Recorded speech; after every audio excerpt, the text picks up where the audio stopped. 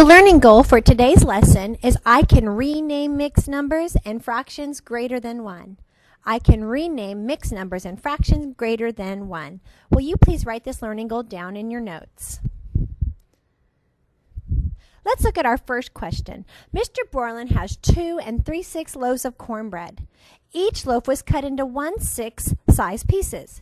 If he has 14 people over for dinner, is there enough bread for each person to have a piece?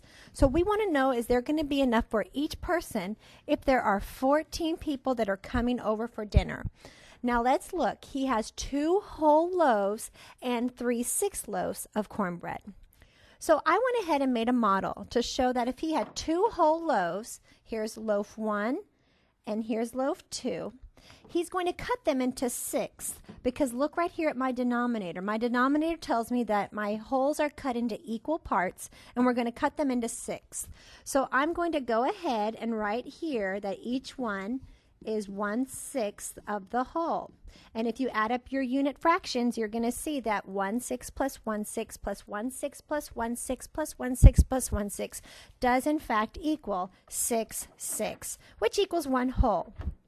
So right below this, I'm just going to write 6/6. And let's look at our second pan. We've got the same amount. We've got 6/6, which equals 1 whole. And then our third little pan is going to be partially filled in because it's 1/2, also known as 3/6. So we've got 3 more 6. So my equation is going to be 6/6 plus 6/6 plus 3/6 would have to equal 15/6 because I keep my denominator the same and I only add my numerator. So if we have 15 slices, do we have enough for 14 people? Absolutely. There'll in fact be 1 left over for Mr. Borland to eat himself. All right, so really with this question, what we did was we had 2 wholes and 3/6, and what we did is we cut those wholes into 6. So we had 6/6 plus another 6/6 equals 12/6, and then you're just going to add the extra 3/6, which equals 15/6. Let's try another example.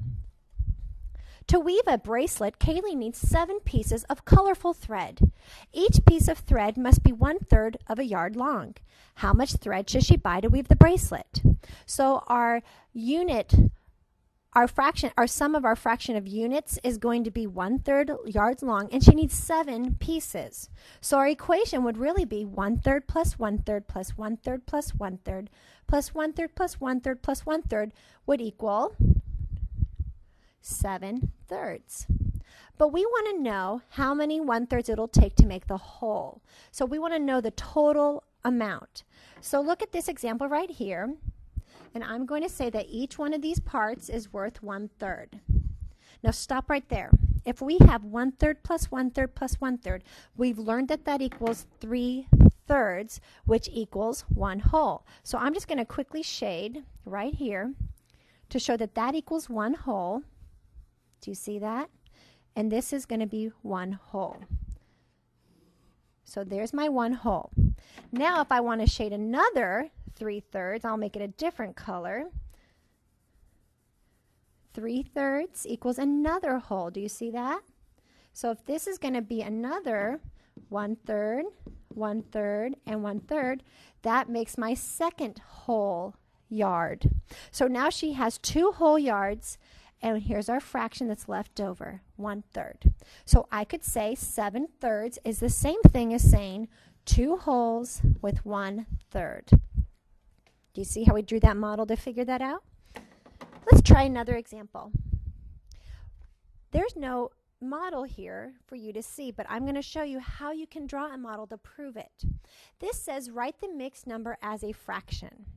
So what I'm going to do is I'm going to say, you know what, I want to, instead of drawing a model, I want to just tell myself that I know that this 1 whole is the same thing as saying 8/8, because look at my denominator. My denominator says that we're cutting our whole into 8s, and if it's 1 whole, it's going to be 8/8. So this 1 whole is going to equal 8/8.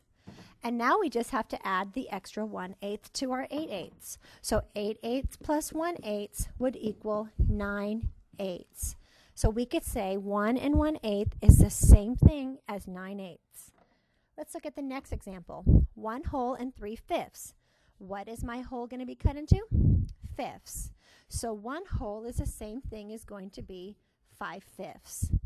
5/5 plus 3/5 is the same thing as saying 8/5. Do you see how that works? So 1 3/5 equals 8/5. Now let's write this fraction as a mixed number. I'm going to draw a model to show you on this one. If I have 11/4, I want to make a rectangle right here, and I'm going to cut it into 11 parts. There should be about 11 parts. And as you can see right here, 1 whole would equal 4/4. So each whole will be 4 parts. So I'm going to go ahead and just shade in